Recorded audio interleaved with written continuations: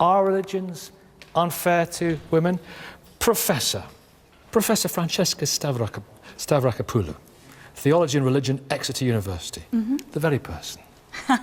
Now, looking at the scriptures, how do they portray women in general? Has there been a bit of cutting and pasting by men?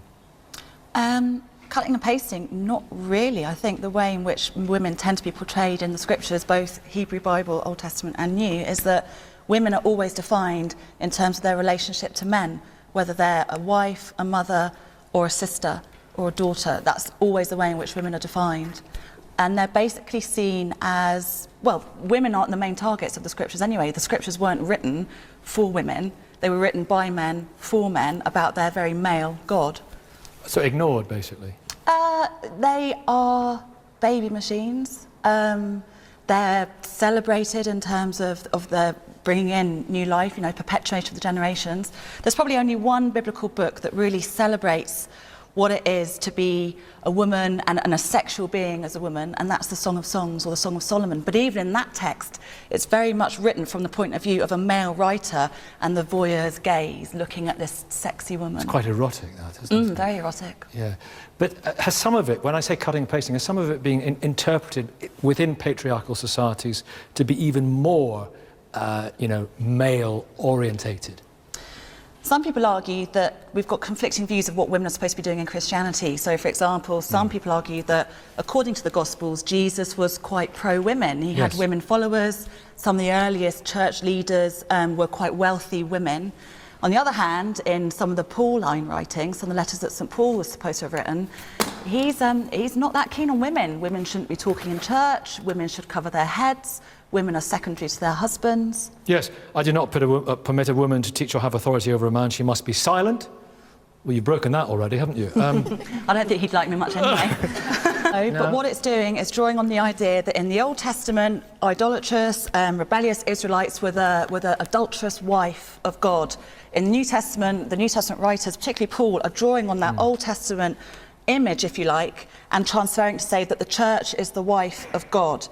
But because it's the wife of God, it has to be obedient. It's all about obedience. Well, St. Tertullian and St. Augustine and St. Thomas Aquinas all said after Eve that women were in some way defective. So those writers. 1 second, what do you mean by that? There's a double standard on blood regulations in Torah, and it's based on male and female. So when a woman gives birth to a male child, that male child is circumcised on the 8th day.